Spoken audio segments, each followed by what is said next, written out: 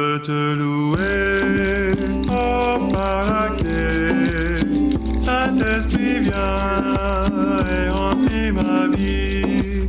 Je veux te louer, oh Paraquet. Saint-Esprit, viens et remplis ma vie. Je veux tout quitter pour te servir. Saint-Esprit, viens et remplis ma vie. Je veux tout quitter pour te servir. Saint-Esprit, viens et remplis ma vie. Je veux te louer, oh Paraquet. Saint-Esprit, viens et remplis ma vie. Je veux te louer, oh Paraquet. Saint-Esprit, viens et remplis la vie. Je veux tout quitter pour te servir. Saint-Esprit, viens et remplis ma vie.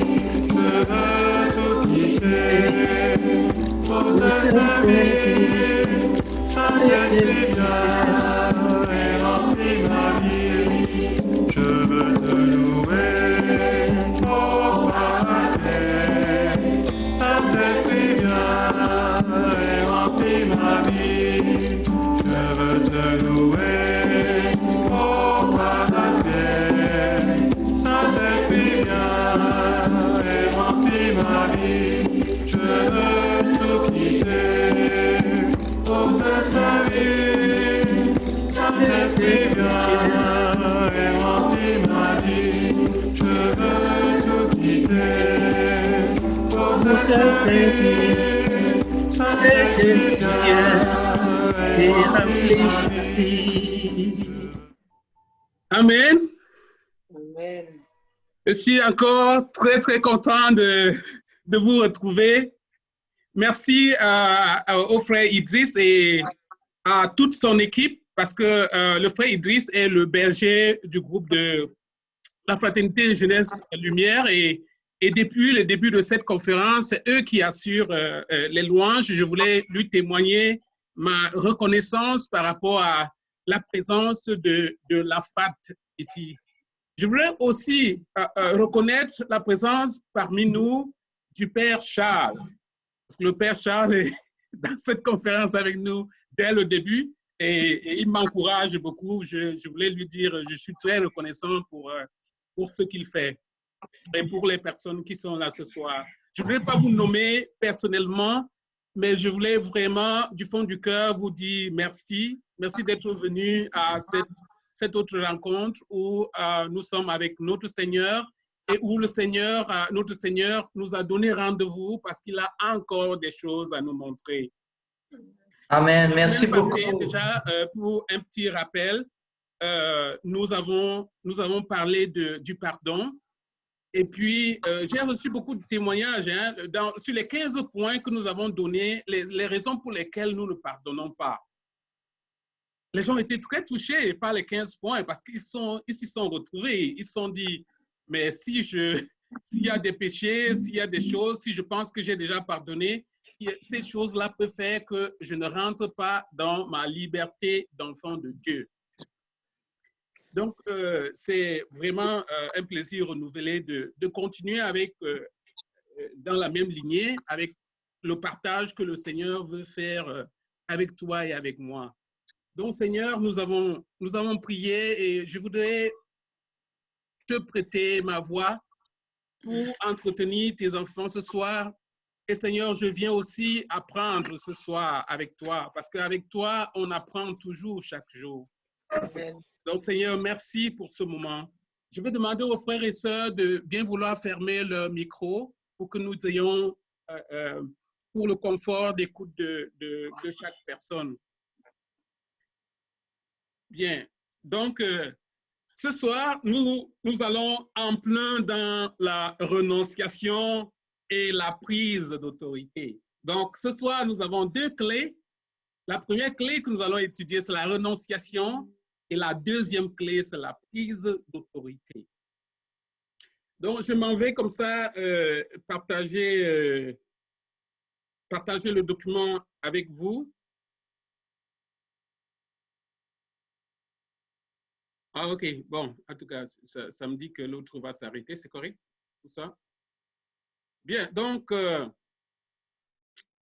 ce soir, nous allons entrer dans la renonciation. Il faut comprendre ce que c'est que la renonciation. Donc, la renonciation, c'est une déclaration devant le royaume des ténèbres que je ne suis plus foyer du péché, de la tromperie et de tout pouvoir qui sous-tend ceci, c'est-à-dire tout pouvoir qui sous-tend le mensonge des ténèbres. Je ne suis plus d'accord avec le mensonge qui a été enterré dans mon cœur et dans mes pensées. Donc, c'est ça, renoncer. Renoncer signifie je ne suis plus d'accord. Et peut-être qu'il faut préciser que l'ennemi qui vient à nous, c'est nous qui permettons à l'ennemi de venir à nous. Parfois, nous ne le savons pas. Et généralement, j'entends souvent les frères et sœurs dire, frère Rémi, oh, le diable est fort. Je lui dis, frère, mon frère, tu n'as pas terminé la phrase. Toute la phrase, c'est le diable est fort de la force que je lui donne. Donc, chaque fois que tu commences à dire le diable est fort, je veux que tu termines la phrase. Termine par le diable est fort de la force que je lui donne. Ça se comprend là. De la force que je lui donne. Parce que si je ne lui donne pas la force, il n'a pas de force en lui-même. Donc, frères et sœurs en Christ, nous avons la force. Il est fort parce que nous lui donnons la force. Donc, je vais continuer. Après la définition, nous allons passer. Donc, comme je disais tout à l'heure, renoncer signifie déclarer, c'est fini. Ça veut dire recouvrer son héritage de chrétien. Comme nous avons déjà compris tout au long de cette formation, nous sommes héritiers avec le Christ Jésus, n'est-ce pas? Nous sommes héritiers avec lui. Donc, quand je dis c'est fini, ça veut dire je recouvre mon héritage de chrétien. Ça veut dire je continue avec ma conversion. Parce que comme vous savez, la conversion n'est jamais finie. Hein? Je veux dire que tous les jours, nous continuons dans notre cheminement de conversion. Le Seigneur l'a fait comme ça à dessein, parce qu'il veut continuer à nous donner des choses. Et renoncer signifie aussi relâcher la puissance par la verbalisation. Quand je parle de verbalisation, je parle de la parole, de ta parole, je parle de ma parole. La verbalisation, nous avons besoin de ça. Bien. Apparemment, il y a quelqu'un qui a une... je ne sais pas s'il faut arrêter l'autre. Oui.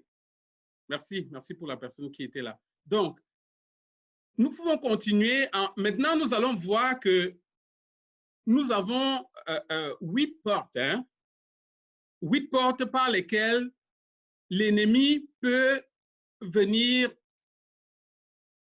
nous empêcher de faire ce que nous avons à faire. Nous avons 8 portes. Et nous allons continuer cette formation en voyant quelles sont les portes d'entrée.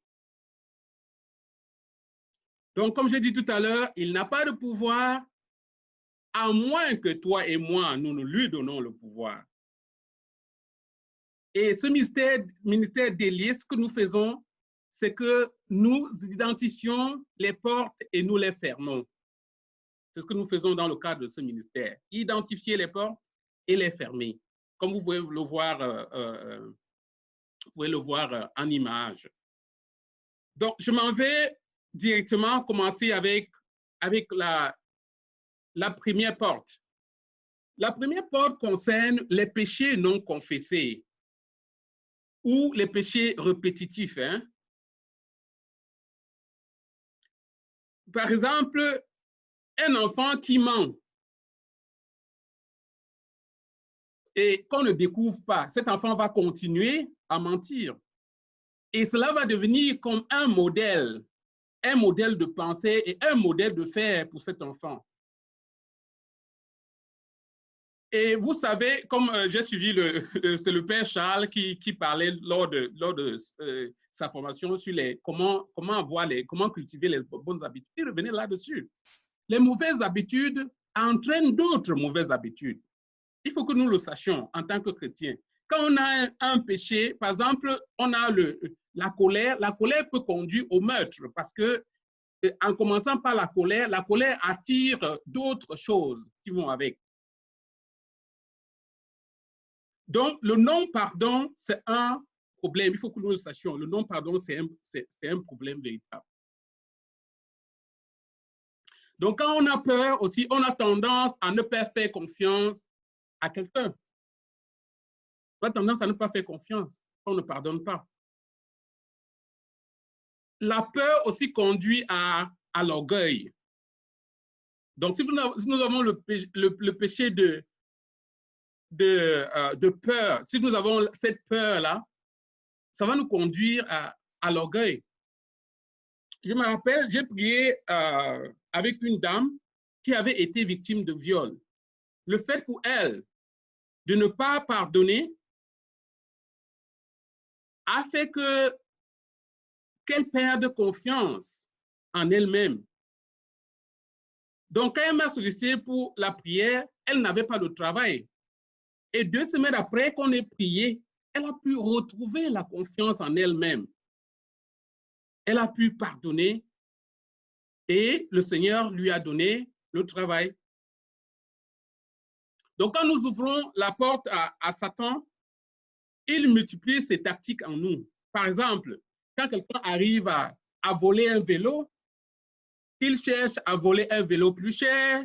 Après, il cherche à voler l'auto. Donc, l'ennemi te fait croire que tous les policiers sont bêtes. Je veux dire, tu commences à voler, tu as l'impression que tous les policiers sont bêtes, quoi, qu'il n'y a aucun policier qui peut comme t'attraper.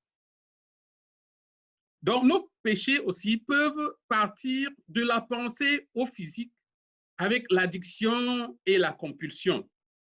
Les forteresses se construisent comme le nid d'oiseaux.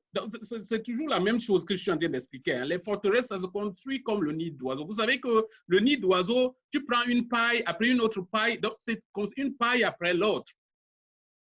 Et c'est comme ça que on construit cela.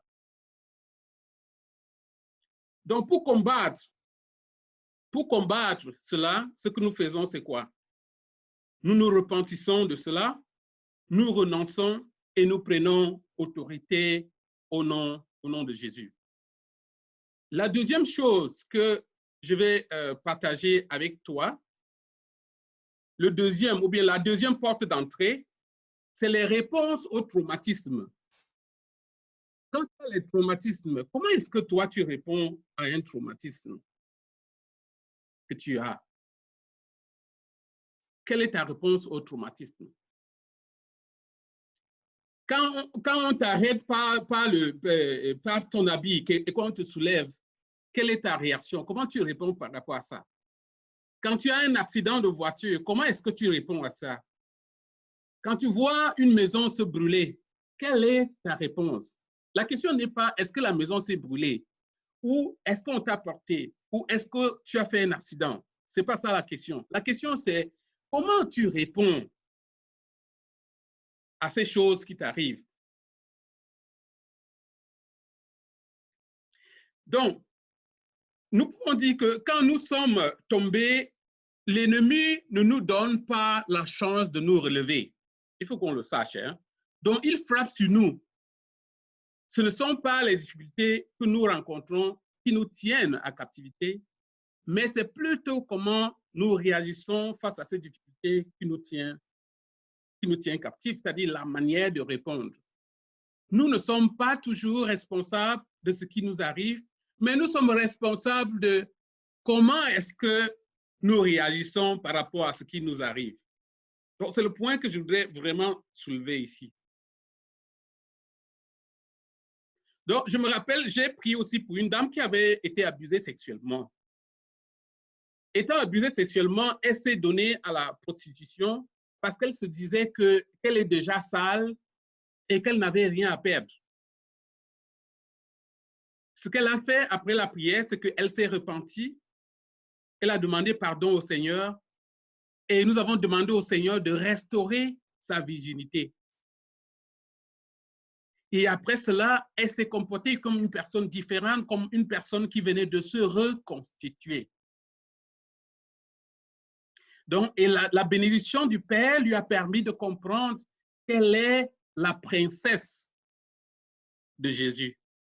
Ça, c'est toujours un moment émouvant pour moi. Hein. Je veux dire que de prier avec quelqu'un, d'arriver à un point où la personne se rend compte que non, je suis vraiment, vraiment, vraiment aimé. Je me souviens aussi, il y a Neil, qui est la personne, les promoteurs de ce modèle, qui parlait d'une dame avec qui il avait prié. Et cette dame avait les problèmes, à cause de ses difficultés, croyait que physiquement, ne voulait pas se regarder physiquement dans la glace.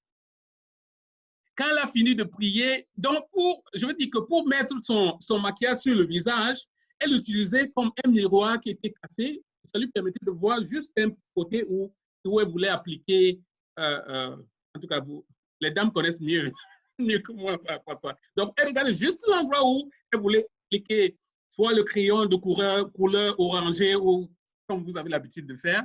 Les dames se reconnaissent. Donc, et après, quand elle a fini de prier, elle se regarde dans un miroir. Elle dit, waouh, qu'est-ce que je suis belle. Vous voyez comment est-ce qu'elle pouvait être captive jusqu'à utiliser comme un miroir qui est cassé pour ne pas voir toute sa face. Mais après la prière, elle retrouve sa liberté. Bien, ça c'était la deuxième chose, la réponse au traumatisme. Le troisième point, comme vous pouvez voir, c'est les péchés de famille. Hein? Les péchés de famille. Les péchés de famille, nous avons comme la colère. Vous voyez que sur cet arbre, si vous voyez la colère, ça part de la racine. Hein? Le tronc a la colère et les feuilles ont la colère. Et ici, vous pouvez voir qu'il y a, j'espère que vous voyez l'image. Ici, vous pouvez voir la violence. Merci. Là, vous pouvez voir la violence.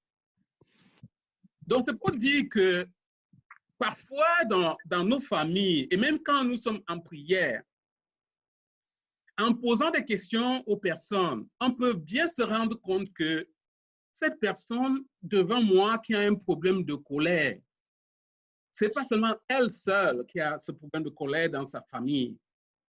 Donc, généralement, je pose la question, je dis, est-ce que, quand quelqu'un me dit j'ai un problème de colère, je vais lui poser la question, est-ce que ton papa ou ta maman aurait le même problème?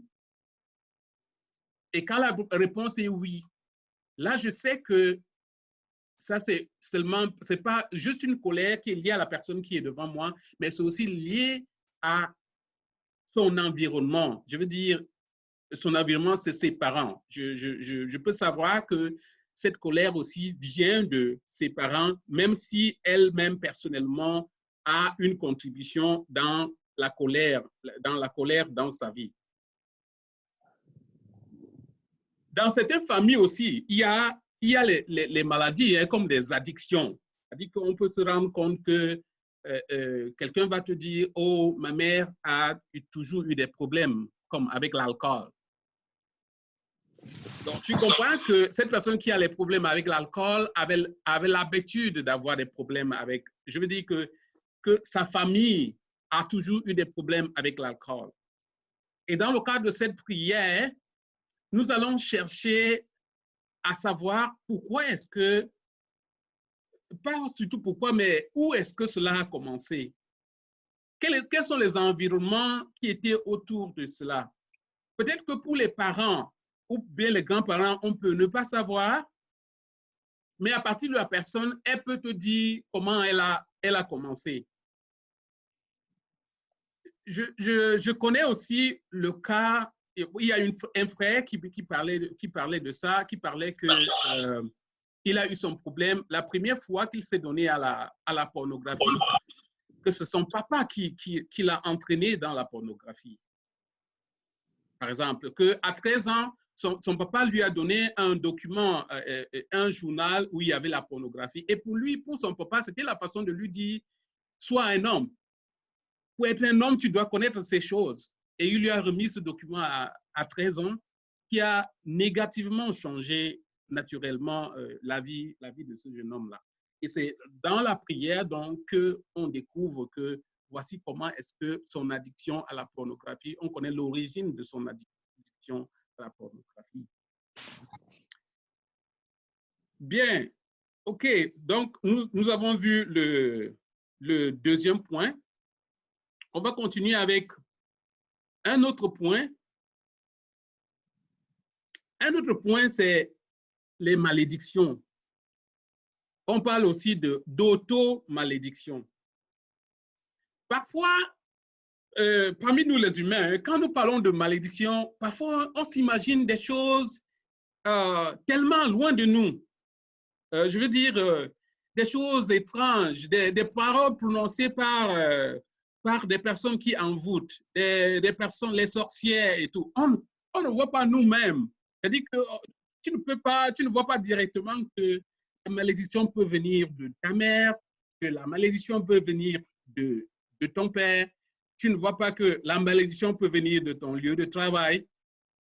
Or, tous ces lieux que je viens de citer sont des lieux potentiels de malédiction. Donc, en tant que parents, nous avons la responsabilité de montrer, par exemple, à nos enfants, ce que cela signifie être un fils bien-aimé ou une fille bien-aimée. Car les paroles ont une puissance si nous les faisons entrer en nous. Par exemple, si tu n'étais pas désiré, ou si on te dit que tu étais une erreur, ou bien tes parents te disent que tu es une erreur à ta naissance, toi, la personne qui écoute cela, tu peux avoir le regret de toi-même. Tu peux te détester. Comme, par exemple, dans notre environnement, certains parents ont la maladresse de dire à leurs enfants que ma carrière a été bloquée à cause de toi. Ça, c'est une malédiction. Hein? Ça, c'est une malédiction quand vous le dites. Or, notre vie en tant qu'être humain, notre vie n'est pas seulement liée au travail. Le travail, c'est un aspect de notre vie. Le travail n'est pas l'ensemble de notre vie.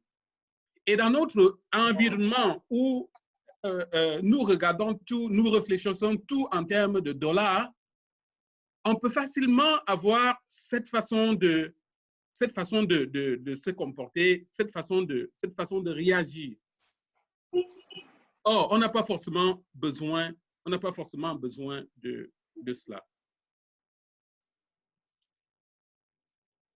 Bon, je ne sais pas. OK. Bien. Ça, c'était l'autre point qu'on voyait déjà sur comment la malédiction peut être.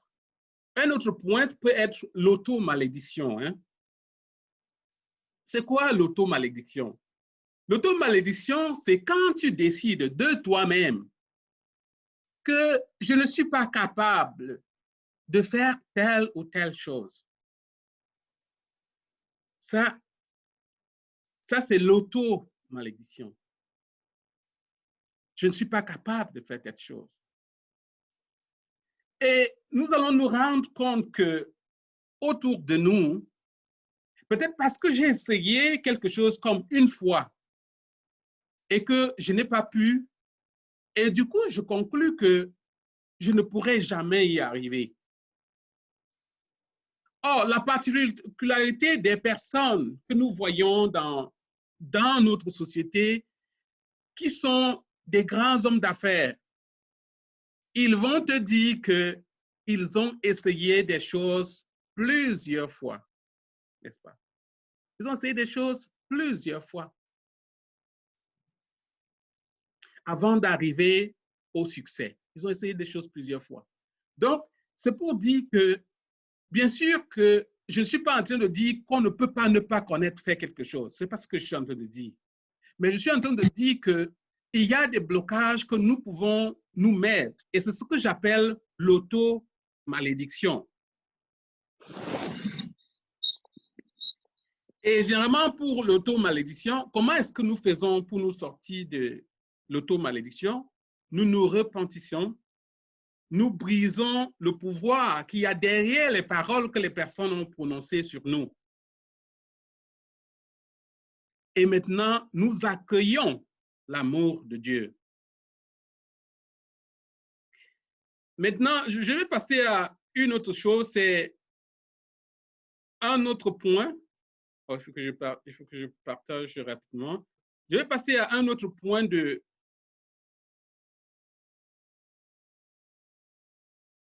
une autre image de ce qui peut constituer une autre porte d'entrée. Donc, une autre porte d'entrée, c'est l'occultisme. Quand je parle d'occultisme, je parle des cartes Ouija, je parle de prédiction du futur, je parle de l'horoscope. Je me rappelle que plusieurs personnes, lors de chaque fois que je donne des enseignements et que je parle d'horoscope, les gens sont très surpris. Ils me posent la question, mais comment est-ce que l'horoscope peut être comment tu peux confondre l'horoscope à l'occultisme? Mes frères et sœurs, c'est parce que l'horoscope constitue pour certains d'entre nous ou les personnes qui ne connaissent pas un blocage certain. Pourquoi un blocage? Parce que certaines personnes, quand on leur dit ta couleur du jour, c'est le rose.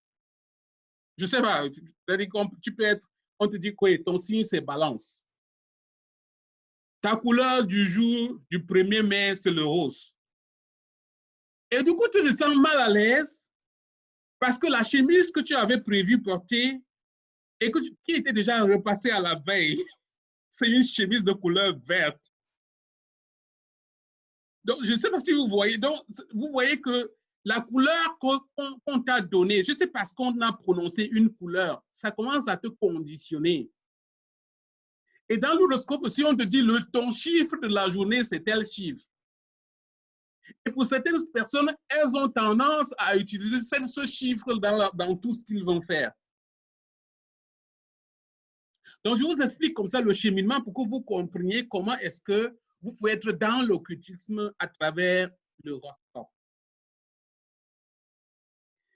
Je peux prendre un autre exemple. Le yoga, je crois que dans notre société canadienne, ça c'est, je veux dire que quand tu dis que tu es chrétien, les gens se posent la question, est-ce qu'il n'y a pas quelque chose qui ne va pas avec toi? Est-ce que tes sens sont encore très normaux quand tu dis que tu es chrétien? Mais si tu dis je fais du yoga, tout le monde dit waouh, le yoga est bien, le yoga est bien. Bien. Ce soir, je vais vous dire quelque chose. Le yoga en lui-même, en tant qu'exercice physique, il n'y a pas de problème, si je peux dire ça comme ça. Mais le problème, c'est les méditations et des choses qu'on te fait répéter. C'est comme ça que tu deviens envoûté. C'est des choses dont chaque fois que tu auras des choses à répéter qui ne reflètent pas la parole de Dieu, qui ne reflètent pas, je veux dire, la constitution divine que le Seigneur a placée dans ton cœur. Il faut toujours te poser des questions. Pourquoi est-ce que moi, je répète ce que j'entends? Parce que répéter quelque chose, comme je l'ai dit plus haut avec la verbalisation, c'est accepter. Peut-être que je vais un peu plus développer quand on va entrer dans l'autorité tout à l'heure. Le répéter, c'est accepter. Donc, c'est pour cela que chaque fois qu'on répète, on doit vraiment se poser les questions. Est-ce que ce que je répète, c'est ce que je devrais répéter? Donc, je me rappelle aussi que j'ai prié avec un jeune homme qui a eu le contact avec les mauvais esprits et il m'expliquait qu'il voit une femme assise à l'arrière de son auto quand il conduit. Et il a continué en me disant que cette femme qu'il voit souvent assise sur le siège de son auto n'est pas dangereuse.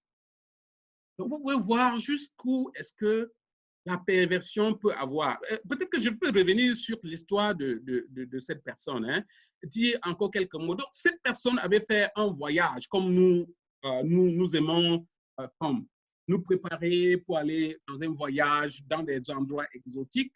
Et cette personne était allée comme en Inde, et puis on lui a dit souffle dans ces trucs-là, c'est pour appeler les mauvais esprits. Et il voyait les gens alignés pour souffler, et puis il s'est dit que c'était du fun. Donc, revenu au Canada, c'est à ce moment-là qu'il a commencé à voir cette personne assise derrière sa voiture quand il conduit. Et pire encore, qu'est-ce qu'il me dit? Il me dit que cette femme n'est pas dangereuse. J'ai dit, mais dans mon esprit d'homme, vous savez que quand tu es en prière, tu es en présence de l'Esprit Saint. Sinon, dans mon esprit d'homme, je pourrais comme sursauter en disant, mais qu'est-ce qui se passe? Qu'est-ce qu'il est en train de dire là? Mais l'Esprit Saint avait déjà, et c'est ça qui est bien dans ce ministère, c'est que quand quelqu'un te dit des choses comme ça veut dire que l'Esprit Saint a exposé la puissance qui est derrière. Puisque quand tu pries, tu ne pries pas pour toi-même, mais tu pries parce que le Seigneur veut faire quelque chose dans quelqu'un. Donc, je n'ai pas personnellement à prendre peur ou quoi que ce soit, mais je dis que l'Esprit Saint a sorti cela. Et on a eu le temps de prier ensemble, on a eu le temps je lui ai demandé, il a renoncé et renoncé à cet esprit qui est entré en lui en ce moment. Il a renoncé aux paroles qu'il avait prononcées pendant qu'on lui demandait de répéter. Et puis, il a enlevé en lui tout ce que cette parole a mis en lui. Et puis, il a récupéré ce que cette parole avait pris de lui. Je me souviens que quelque temps plus tard, quand j'avais eu cette personne, elle m'avait dit non, je ne vois plus la dame derrière la voiture. Donc, ça veut dire que cette personne a pu partir parce qu'il a fait le cheminement, de prière. Et ce qui est l'essentiel sur l'occultisme, c'est quoi? C'est que l'occultisme joue toujours sur la peur. Je veux dire que quand vous avez un lien avec les occultistes, ils font tout pour vous faire peur. Et c'est ça leur rôle, parce qu'ils savent que si tu n'as pas peur, tu ne peux pas fonctionner avec l'occultisme. Tu vas te rendre compte que non, je suis une personne bien portante, j'ai été créé par Dieu et tout. Donc, il faut qu'ils fassent tout pour te montrer que si tu sors du cheminement de l'occultisme, tu vas mourir les minutes qui suivent. Et c'est toujours comme ça, c'est toujours les paroles qu'on fait pour garder les personnes captives dans l'occultisme. Bien, c'est vraiment pour vous amener à comprendre que la peur, c'est un élément vraiment, je veux dire quoi, c'est l'élément principal sur lequel l'occultisme agit. Parce que si toi et moi, nous pensons qu'on a été créés à l'image et à la ressemblance de Dieu, si nous pensons qu'une chose que nous avons essayé, que si ça ne marche pas, une autre chose peut marcher.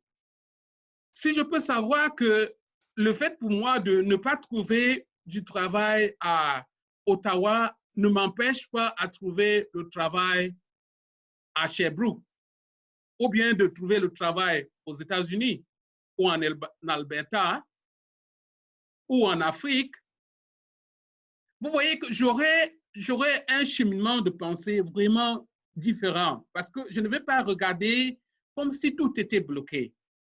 Or, la tromperie de l'ennemi, c'est quoi? C'est de nous montrer toujours que sans lui, l'ennemi, nous, on ne peut pas avancer. C'est de chercher à nous montrer que son pacte est plus fort et qu'il ne peut pas être brisé. Or, Jésus sur la croix, qu'est-ce que Jésus a dit sur la croix? Il a dit, c'est fini. C'est fini. Et Jésus nous dit, quand vous êtes en moi, vous êtes une nouvelle personne. C'est pour cela que je me rappelle d'un frère d'un groupe de prière que j'avais au Cameroun qui disait, je suis comme un fil électrique haute tension qui est comme exposé. Je te touche, tu meurs, tu me touches, tu meurs. Donc c'était comme ça la défense, parce que lui, il dit, je suis en Christ. Donc moi qui suis en Christ, pourquoi je devrais avoir peur de ces choses? Pourquoi je devrais avoir peur de ces choses? Donc, il s'agit pour moi de retrouver, de savoir que seul, je suis faible, mais qu'avec le Christ, je serai toujours plus fort devant ces choses. Et ce que nous faisons dans le cadre de la prière en ce qui concerne l'occultisme, c'est que nous demandons pardon au Seigneur pour nous avoir approchés, pour nous être approchés, pardon, de cette force-là. Nous lui demandons pardon, nous récupérons, c'est toujours la formule qu'on utilise, je récupère ce que cette force a pris en moi et je sors de moi toute chose que cette force a mis en moi. Donc, et en le faisant, vous voyez que comme vous avez utilisé la parole pour accepter, la même parole que vous avez utilisée pour accepter, vous pouvez l'utiliser pour canceller, pour annuler toutes les autres forces-là. Bien, donc ça c'était l'occultisme. Maintenant, je vais aller à un autre point avec vous. Il faut que je partage ça avec vous. OK, l'autre point, c'est la rébellion. Hein? L'autre point, c'est la rébellion.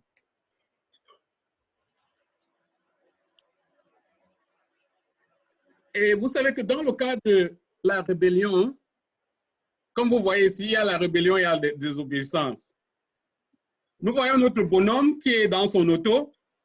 Vous voyez bien qu'il y a la plaque devant lui qui dit que la vitesse maximale, c'est quoi la vitesse maximale que vous voyez? 50 km, n'est-ce pas? La vitesse maximale, c'est 50. Quand lui regarde, il dit, dans sa tête, qu'est-ce qu'il dit? Il dit, pas de limite. Comme si ce n'est pas pour lui qu'on a mis les panneaux. Il dit, pas de limite. Donc, c'est pour nous amener à comprendre, frères et sœurs en Christ, que le fait pour nous de ne pas respecter un certain nombre de choses qui nous rendent citoyens, cela est contre la loi de Dieu. Et c'est encore une tactique de l'ennemi, parce qu'il faut toujours savoir que l'ennemi agit par la tromperie, l'ennemi agit par les tactiques. Il utilise quelque chose pour nous faire croire que pour nous faire croire que nous sommes forts. Je peux partager cet exemple. Quand quelqu'un part, par exemple, de Montréal pour se retrouver à Ottawa, il sait que le temps normal de circulation, je ne sais pas exactement, je dis des choses comme ça, le temps normal de circulation, ça peut être comme 1h30 si tu respectes tous les panneaux et tout ça. Mais il va faire le cheminement, il va partir de Montréal et arriver à Ottawa en 1 heure. Et quand il va nous dire que, tu sais quoi, je suis arrivé j'ai fait Montréal-Ottawa en 1 heure, et qu'est-ce que nous allons faire naturellement? Nous allons comme applaudir pour lui, on va dire good job, good job. On va dire, oh, si c'est une dame, on va dire, oh, tu es une dame forte, tu es une dame de fer. Ça, c'est notre réaction. Et quand c'est un homme, on dit, tu es un bon gars, tu es un bon chum. Hein? Voilà comment nous réagissons par rapport à ça. Or, quand cette personne se met en chemin, elle met sa vie en danger et elle met la vie des autres personnes en danger. Et ça, parfois, on peut ne pas savoir que c'est les portes d'entrée de l'ennemi, mais c'est une porte d'entrée. C'est une porte d'entrée de l'ennemi dans notre vie. Donc, le même principe s'appuie, hein? C'est-à-dire que comment fermer cette porte? On va certainement se repentir de la désobéissance. Nous nous soumettons à la Seigneurie de Jésus. Nous renonçons à l'orgueil, à la rébellion, à l'autonomie de soi-même et nous acceptons la grâce de Dieu. Je me rappelle aussi que l'été dernier, quand je donnais cette formation aux prêtres, il y avait une session aussi pour les religieuses. Et une religieuse nous contait son histoire. Elle nous disait ceci. Elle était, bon, je ne vais pas donner le nom de la congrégation parce que ce n'est pas la chose la plus importante.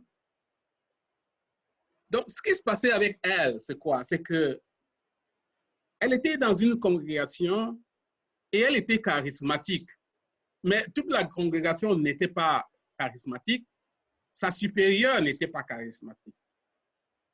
Et il se trouve que beaucoup de gens venaient voir cette religieuse pour la prière, pour demander la prière.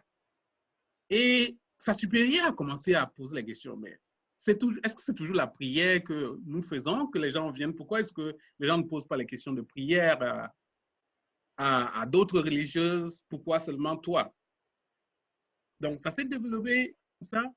Et sa supérieure lui a demandé de cesser de prier avec les gens de l'extérieur. Donc, elle a dit aux gens, vous savez quoi, je peux plus prier avec vous. Donc, quand les gens venaient, elle disait juste bonjour et elle disait, oh, je suis très occupée, désolé, je ne peux plus prier avec vous. Ça, vous voyez en ça, c'est le respect de l'autorité, hein? Respect de l'autorité. Donc, elle est restée comme ça pendant longtemps à repousser les personnes parce qu'elle respectait sa supérieure. Mais vous savez, Dieu, quand il veut faire ces choses, hein, il a ses chemins. Le Seigneur a ses chemins. Donc, le Seigneur est venu, l'Esprit Saint a visité sa supérieure pour lui poser la question, pourquoi est-ce que tu me persécutes? Elle était comme confuse. Elle dit, moi, comment je te persécute? Moi, je suis déjà religieuse. J'ai abandonné les autres choses de ma vie je pouvais être ailleurs, faire autre chose, tout ça. Comment est-ce que je peux te... Non, mais le Seigneur a été clair avec elle. Il dit, tu me persécutes parce que tu empêches que la communauté serve les gens de l'extérieur. Et comme ça, au fur et à mesure, elle s'est rendue compte qu'elle ne pouvait plus bloquer cela. Donc, elle a permis à la religieuse de reprendre avec son ministère. Et cette religieuse témoigne que quand elle a repris avec son ministère, elle voyait plus de fruits avant. C'est-à-dire que si avant, pour obtenir une délivrance pour une personne, il lui fallait prier 30 minutes, elle dit que le temps était comme divisé en deux. Donc ça, c'est pour montrer comment est-ce que le respect à l'autorité, comment est-ce que le Seigneur aime quand nous respectons l'autorité. Bien, ça c'était sur la désobéissance. On va passer à la prochaine porte. Et la prochaine porte, c'est les mensonges auxquels nous croyons.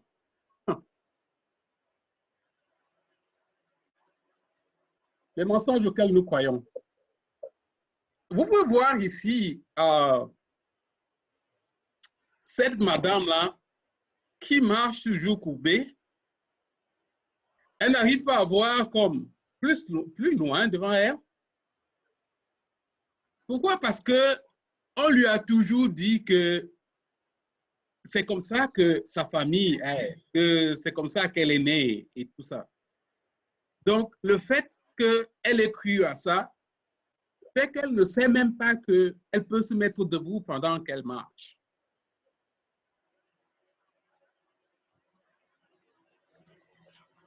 Bien, donc, c'est quoi les mensonges? Quand nous croyons aux mensonges et permettons à l'ennemi d'entrer dans nos vies, le mensonge devient une partie de nous-mêmes et guide notre perception de la vie. Lorsqu'il y a un challenge à relever, certaines personnes reculent et disent « Je ne peux jamais mener ce genre de projet ». Vous avez des personnes, peut-être dans vos familles, qui vous ont dit « Tu sais quoi, moi j'aimerais faire l'infirmerie. J'aimerais devenir infirmier. » Et peut-être que vous lui avez dit « Oh, toi, il n'y a pas d'infirmier dans notre famille. Donc, comme il n'y a pas d'infirmier dans notre famille, nous, on ne pense pas que toi, tu peux être infirmier. » Donc, il y a des paroles comme ça que nous faisons croire aux gens. Et ces paroles-là influencent la façon dont ces personnes-là agissent. Ça influence leur raisonnement. Maintenant, comment nous pouvons fermer la porte? Nous identifions la vérité qui est derrière le mensonge. Nous renonçons au mensonge et à l'esprit qui est en œuvre. Et peut-être qu'on peut même se repentir d'avoir préféré le mensonge à la vérité. On peut renoncer à l'orgueil et renoncer à l'auto-gratification. Donc, voilà ce que le mensonge, quand nous croyons à un mensonge, voilà comment est-ce que cela peut nous bloquer. Je vais passer huitième porte d'entrée de l'ennemi dans notre vie.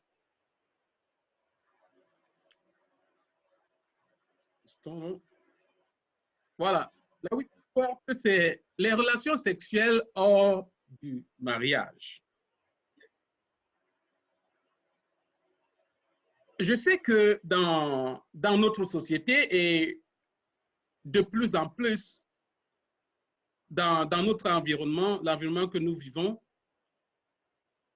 nous pensons que si quelqu'un n'a pas de charme ou de blonde, les Camerounais appellent ça le petit ou la petite amie.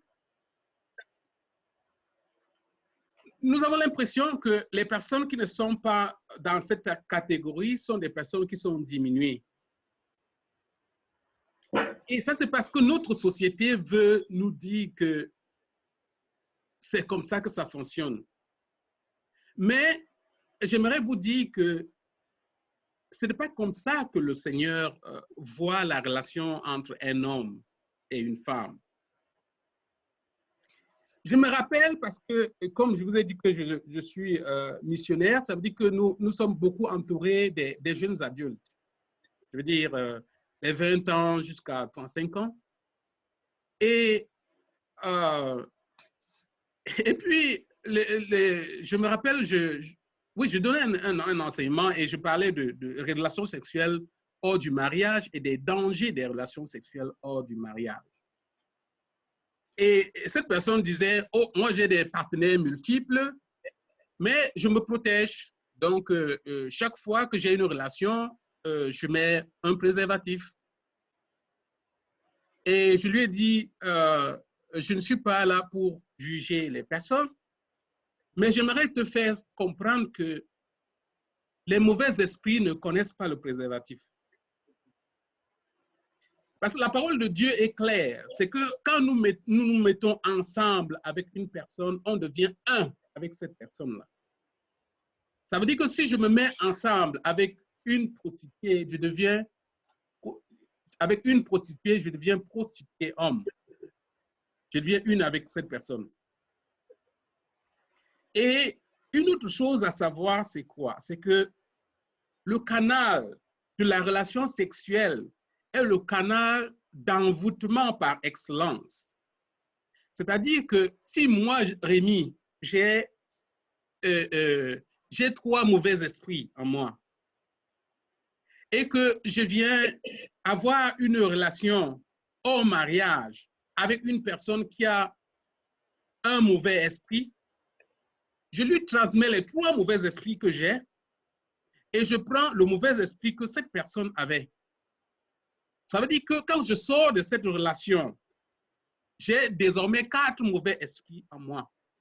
Et cette personne que j'ai rencontrée en a 4 aussi en elle. Et c'est pour cela que vous allez vous rendre compte que, par exemple, pour les couples, vous allez vous rendre compte que l'infidélité fait que les couples ne peuvent pas mettre long. Pourquoi? Parce que vous pouvez avoir chez vous, vous pouvez avoir votre femme qui est tellement docile, qui vous aime, qui investit sur vous, mais vous allez quelque part, parce que vous vous dites, oh, peut-être que vous vous dites, oh, je ne l'aime plus comme je l'aimais avant. Vous allez maintenant rencontrer une autre femme qui a, je ne sais pas, qui peut avoir l'esprit de lion ou quelque chose comme ça. Vous allez prendre ces esprits, vous revenez, vous transmettez cet esprit à votre femme. Et quelque temps après, c'est toujours vous qui allez commencer à dire, je ne te reconnais plus. Maintenant, tu réagis comme une lionne, alors qu'avant, tu étais une agneau. Alors que la réponse, c'est que c'est toi qui as mis en elle l'esprit de lion. J'ai pris l'exemple de l'homme, mais c'est la même chose, c'est comme la même chose qui se passe avec la femme, parce que l'esprit ne distingue pas qui est homme ou bien qui est femme. C'est pour dire que quand il y a l'infidélité, ça permet de très rapidement de créer ce lien-là. C'est-à-dire qu'on entre en contact avec ces mauvais esprits-là qui viennent donc désormais rendre la vie de couple invivable. Donc, ne nous demandons pas souvent où sortent des choses. Ça peut venir de ces endroits-là parce que nous n'avons pas respecté un certain nombre de choses que nous devions respecter au niveau de notre couple. Donc, à travers cette relation, dans la relation sexuelle, nous entrons en captivité. Et puis, on peut le voir hein, dans 1 Corinthiens 6, verset 1.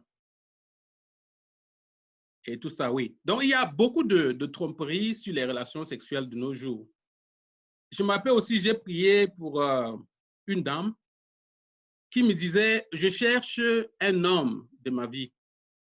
J'ai essayé de l'accompagner en lui disant, tu sais quoi, tu peux laisser toutes les relations d'un jour que tu as maintenant pour être focus sur la personne avec qui tu veux fonder ta vie. Après, comme 2 mois, elle m'a dit, tu sais quoi, Rémi, c'est trop long d'attendre. Ton système que tu dis que je vais laisser ces compagnons-là, j'ai des besoins, j'ai des envies, c'est trop long à attendre. Et là, elle m'a dit, moi, j'ai pris ma décision. Tout ce que je fais maintenant, c'est que la personne que je rencontre, je prie et je vais avec la personne. Quand j'ai entendu ça, j'avais froid au dos parce que ça veut dire que cette personne n'avait pas compris à quoi c'est la prière. Et ça veut dire que cette personne n'a pas compris que Dieu prend le temps de faire un certain nombre de choses avec nous. Parce que je lui disais, prends le recul quand tu es avec quelqu'un, ne cours pas la relation sexuelle, étudie la personne et comprends si tu peux mettre longtemps, si tu peux supporter la personne. Il faut que la personne sente qu'elle peut aussi te supporter. Et comme vous le savez, hein, quand on a une relation, si moi j'ai une relation avec une dame et que j'ai investi pour qu'elle soit heureuse et qu'elle investit de son côté pour que je sois heureux, il n'y a pas de raison que ce couple-là ne marche pas. Il n'y a pas de raison.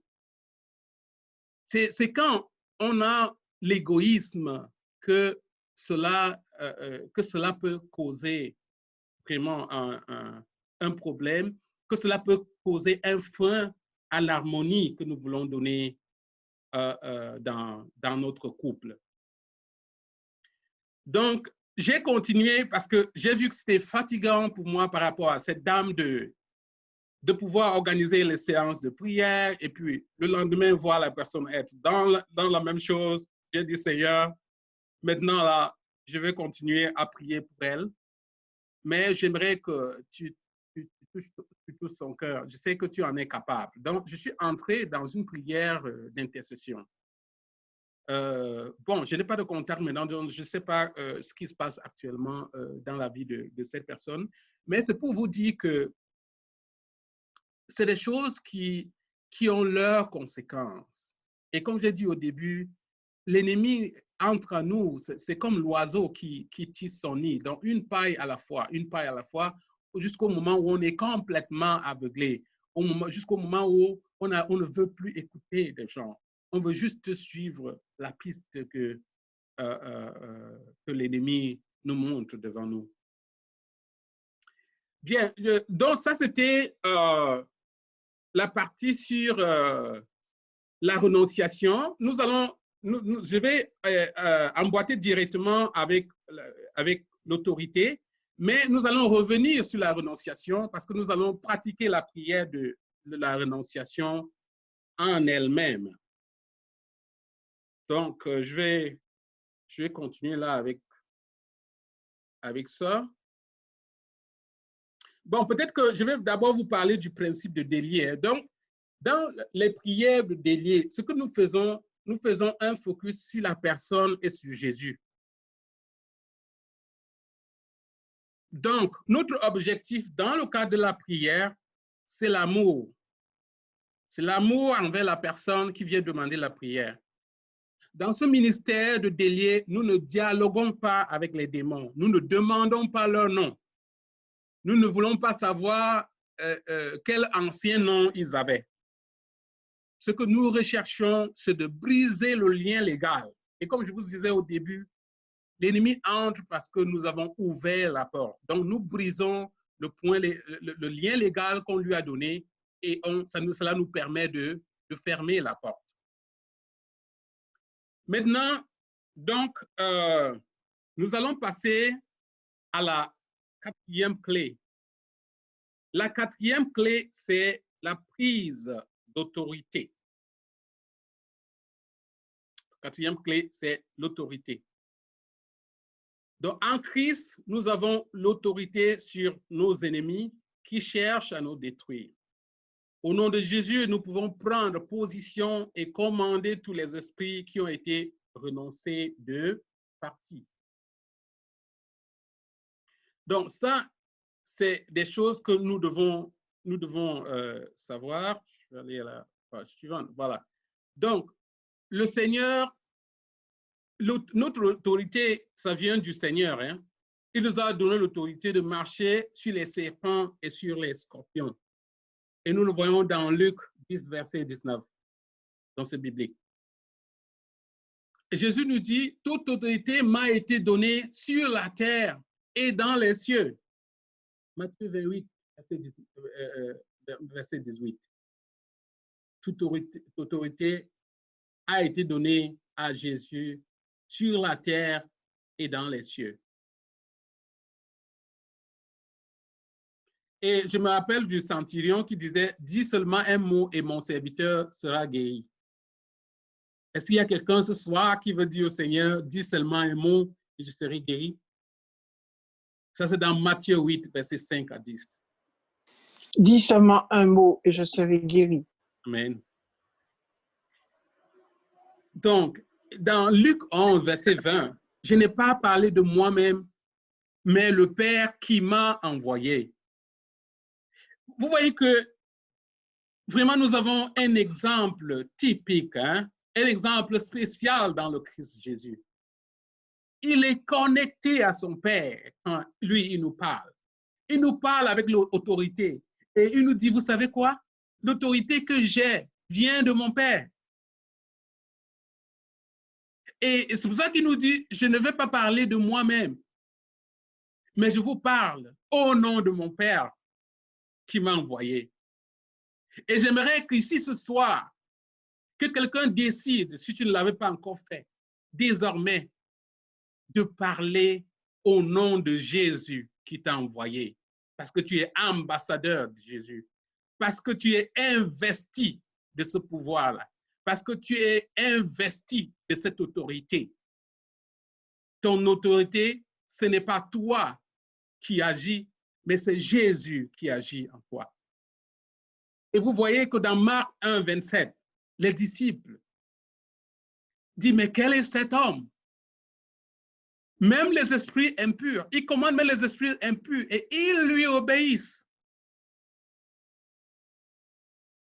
Mon frère, ma soeur, les esprits impurs obéissent à Jésus. Quand Jésus parle, ils ne peuvent pas résister. Quand Jésus parle, ils peuvent faire semblant, mais ils ne résistent pas à la parole de Jésus. Et je voudrais dire à quelqu'un ce soir qui est sous cette voie, toi qui as peur, je voudrais te dire, tu n'as pas raison d'avoir peur. Je ne sais pas quelle est la justification que tu veux me donner ce soir, mais je veux te dire, mon frère et ma soeur, tu n'as pas raison d'avoir peur. En Jésus, tu es éternel. En Jésus, tu es éternel. Le coronavirus n'a pas autorité sur toi. Parce que la mort pour un chrétien, c'est une transition. J'aimerais qu'on note ça. La mort pour un chrétien, c'est une transition. Ce n'est pas la disparition. Parce que toi et moi, en Jésus, on est éternel. Qu'on ait peur ou qu'on n'ait pas peur, un jour, toi et moi, on va mourir. Ça, c'est certain. Donc, si j'ai peur et je meurs, je suis mort 2 fois. Et frères et sœurs, le Seigneur te dit ce soir, ne meurs pas 2 fois. Tu veux mourir, meurs une seule fois. Donc, nous n'avons pas besoin d'avoir peur parce que nous avons l'autorité en Jésus. Amen. Nous avons aussi remarqué que dans le cadre de ce ministère, les personnes qui ont renoncé ont encore peur. Et comme j'ai dit, c'est le moment de prendre autorité et de commander à la peur de sortir au nom de Jésus. Nous allons faire ça tout à l'heure quand nous allons entrer dans la prière. Donc, l'autorité prend toute son ampleur quand la personne qui reçoit la prière a renoncé. Je vais vous dire que dans le cadre de ce ministère, nous voyons très peu de manifestations. Pourquoi nous voyons très peu de manifestations? C'est parce que la personne avec qui nous prions, elle a commencé par la repentance et la foi, elle a pardonné aux personnes qui étaient captives dans son cœur. Plus encore, elle a renoncé. Et je vous ai dit que renoncer, ça veut dire j'en ai assez, ça veut dire j'arrête. Donc, si quelqu'un qui a pactisé avec un esprit dit j'arrête, toi qui pries avec elle, ta prière d'autorité est une prière d'accompagnement de son autorité.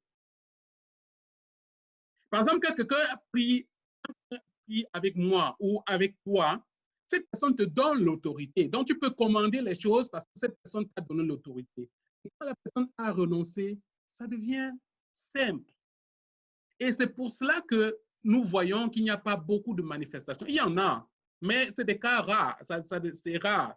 Vraiment, je suis dans ce ministère depuis des années. Je peux dire que les manifestations, peut-être j'en ai eu 6 ou 7 ou 8. Je veux dire, après avoir prié avec des centaines de personnes. Donc, vous voyez que c'est très négligeable. Or, l'autre ministère dans lequel j'étais avant, comme le même principe n'était pas suivi, le Seigneur enlevait des choses, mais nous, on voyait beaucoup de manifestations. Parce que la personne elle-même n'avait pas brisé le lien légal. Et je ne sais pas si je me fais comprendre. Donc, quand la personne brise le lien légal en renonçant, toi qui l'accompagnes dans la prière, ça soulage ta tâche.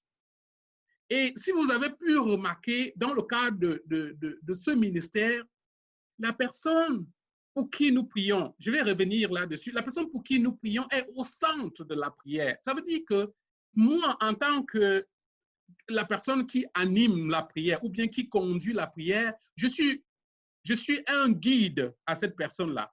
Je suis juste une aide. Ça veut dire que j'aide la personne à se délivrer, si vous voulez. Donc, je ne deviens plus la personne la plus puissante, la personne qui a le plus d'onction, la personne qui a plus de charisme par rapport à cette personne-là avec qui je prie. Mais je suis un accompagnateur. J'accompagne la personne vers sa délivrance. Donc, cela m'aide en tant qu'individu par rapport à mon orgueil et par rapport au fait que je peux croire que, oh, quand je prie, les choses se passent. Pas pour dire que Dieu n'a pas fait les choses, mais ça m'aide à garder mon humilité parce que c'est Dieu qui fait lors de la séance de prière. Bien. Nous pouvons dire que nous ne luttons plus sous l'influence du royaume des ténèbres. Nous devons entrer en pleine possession de notre héritage en tant que fils de Dieu, en tant qu'enfant de Dieu. Donc, frères et sœurs en Christ, maintenant, c'est le moment où je vais t'inviter. Alors, peut-être que je pourrais donner quelques minutes. Hein. Est-ce qu'il y a des questions? Peut-être que je commence par là avant d'entrer dans autre chose. Si vous avez une question, vous pouvez juste, si vous avez la vidéo, vous pouvez juste lever la main ou aller sur réaction et comme ça, je peux vous donner la parole. Je peux prendre comme 2 questions et puis on va entrer vraiment dans la prière de renonciation.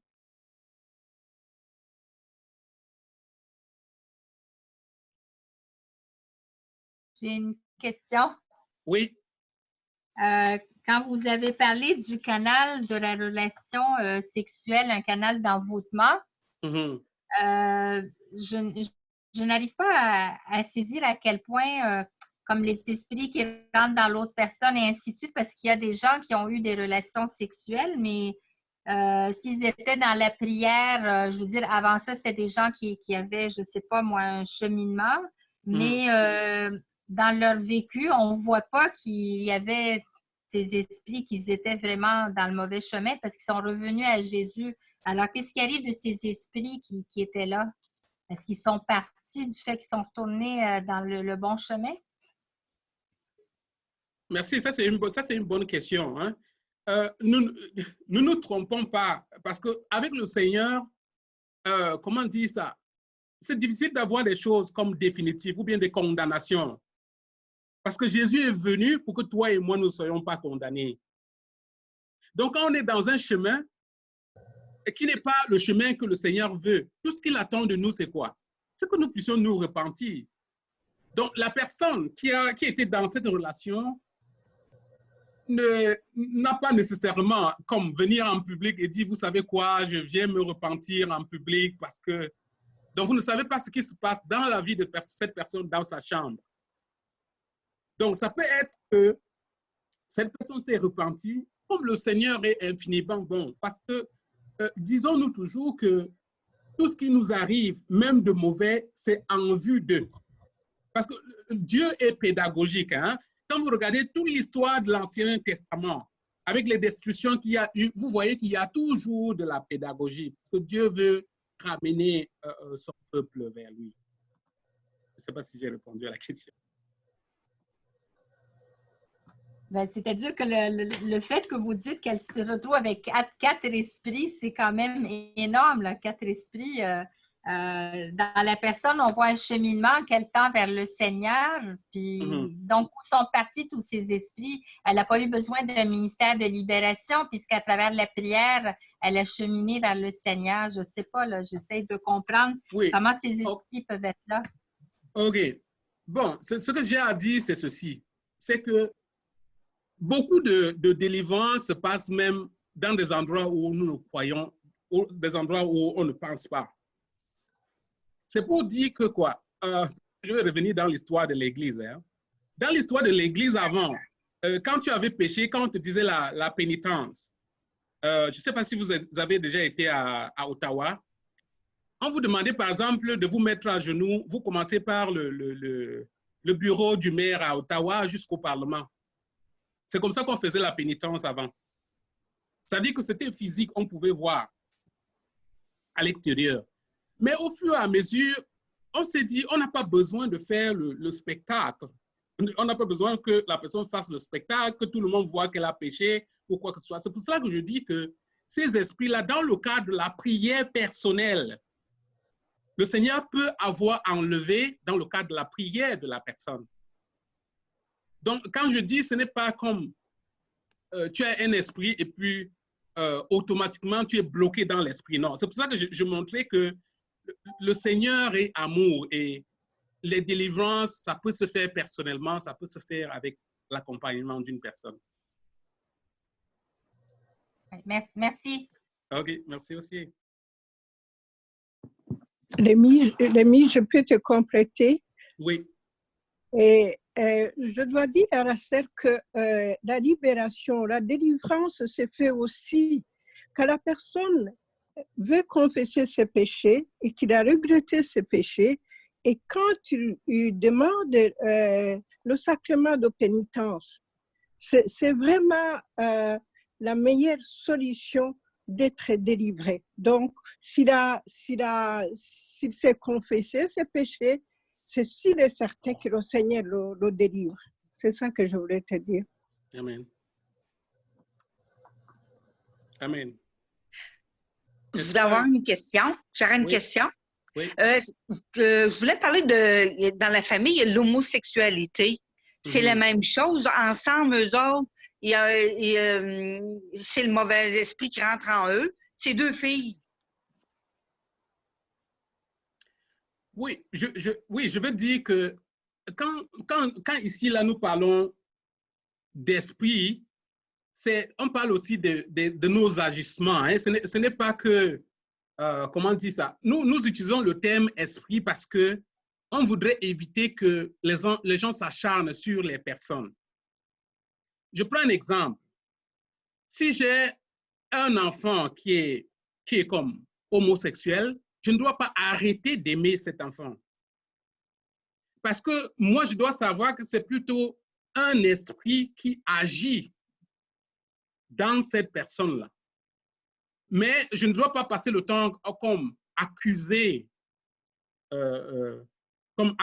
la personne. C'est pour cela que le terme esprit est utilisé. Donc, ce n'est pas forcément quelque chose de vraiment extraordinaire ou quoi que ce soit, mais c'est aussi que la personne permet. C'est Coralie qui se demandait là. Pardon? Je ne sais pas si j'ai répondu à votre question. Oui, ben c'est ça, c'est que c'est pas normal non plus. C'est une porte ouverte pareil. Oui, c'est une porte ouverte, ça c'est clair. Hein? L'homosexualité, c'est une porte ouverte, puis c'est oui. C'est ça. OK, j'ai compris. Merci. OK, merci. J'ai omis merci de parler de ça parce que je n'ai pas mentionné ça dans mais ça aussi, il y a les déviances, hein, les déviances sexuelles. Toute forme de déviance sexuelle. Ça fait partie des portes d'entrée. OK. Est-ce qu'on a d'autres questions?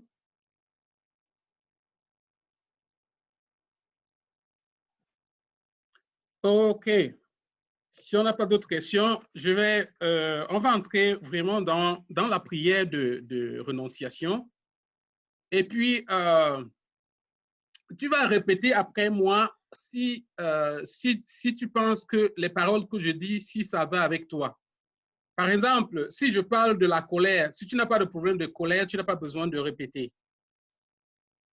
Tu n'as pas besoin de répéter après moi. Donc, tu ne répètes que quand ça te concerne. Donc, je vais vous demander de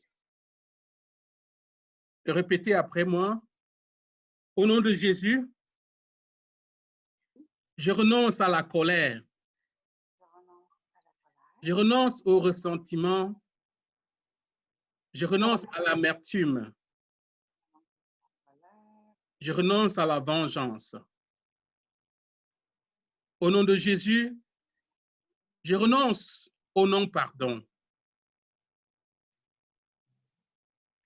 Au nom de Jésus, je renonce à l'orgueil. Je renonce à la révolte et à la désobéissance. Marie, regarde, tout le monde s'en vient. Au nom de Jésus, je renonce à l'insécurité, à la peur de l'homme. À la peur de l'homme. Au nom de Jésus, je renonce à l'arrogance. Je renonce à la supériorité et à l'obstination. Au nom de Jésus, je renonce à la peur de l'homme. Au nom de Jésus, je renonce à la peur du lendemain.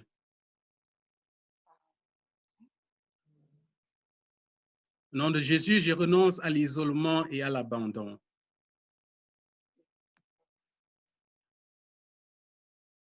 Au nom de Jésus, je renonce à l'esprit d'absence de parents. Au nom de Jésus, je renonce à la souffrance.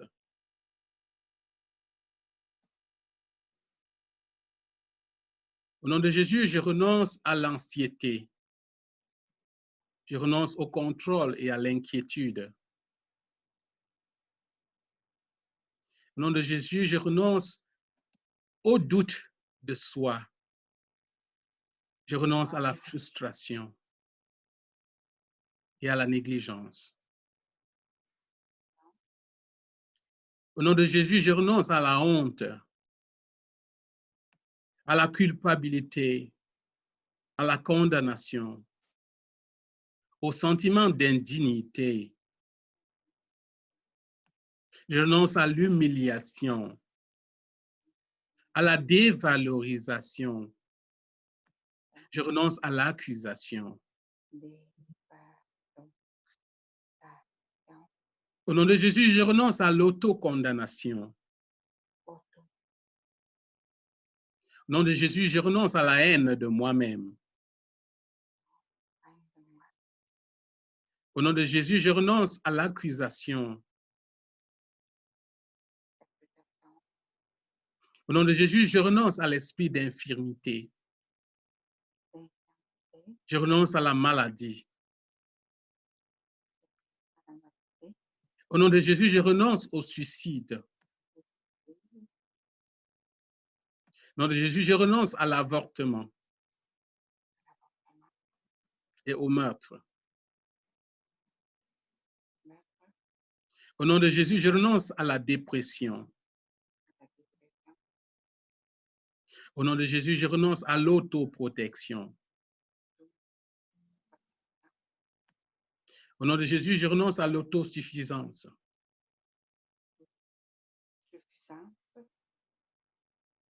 Au nom de Jésus, je renonce à la paresse. Je renonce à la fatigue et à la lassitude.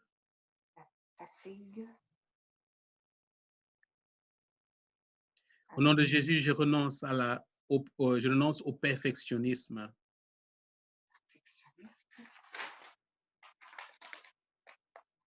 Au nom de Jésus, je renonce à la pauvreté. Je renonce au manque d'espoir. Au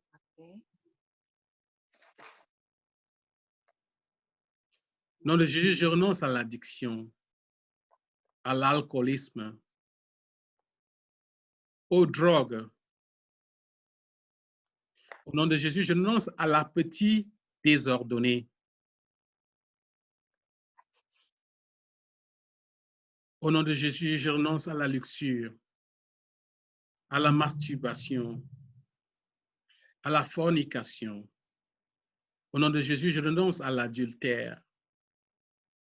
Je renonce au viol. Je renonce au rapport homosexuel. Au nom de Jésus, je renonce à l'identité de victime. Au nom de Jésus, je renonce à l'identité homosexuelle. Au nom de Jésus, je renonce à l'esprit de lesbianisme. Au nom de Jésus, je renonce aux fausses religions. Au nom de Jésus, je renonce aux pratiques occultes. Je renonce à l'horoscope. Je renonce à l'astrologie. Je renonce au tarot. Je renonce aux esprits de bonne aventure.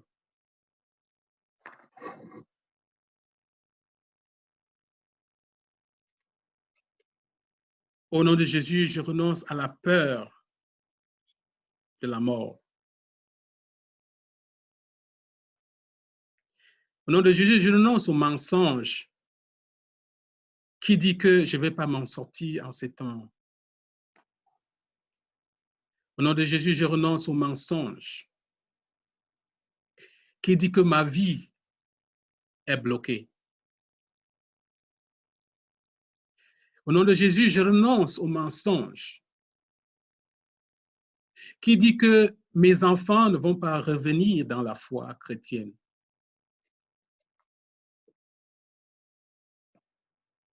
Au nom de Jésus, je renonce au mensonge qui dit que je suis un père incapable ou une mère incapable de conduire ses enfants à Dieu.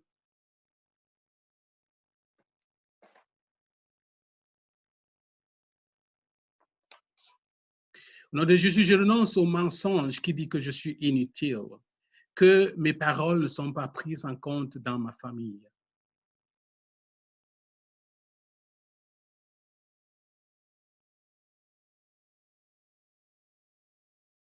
Au nom de Jésus, je renonce à tout vol de mon identité.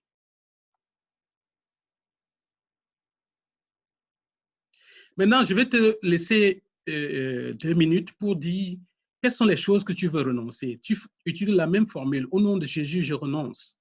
Et tu complètes avec les choses que tu veux renoncer.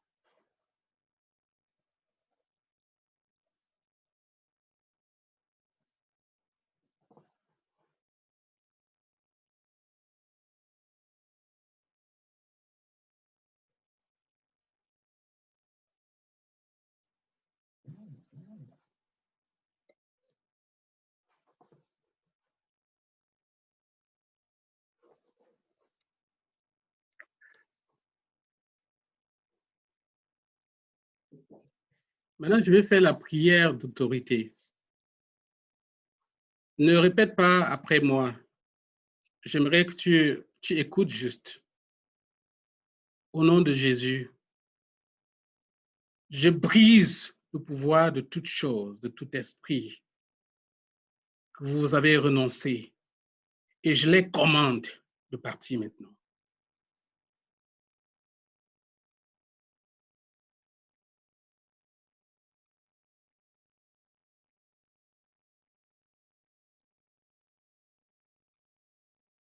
Amen. Est-ce qu'on peut applaudir pour le Seigneur? Amen.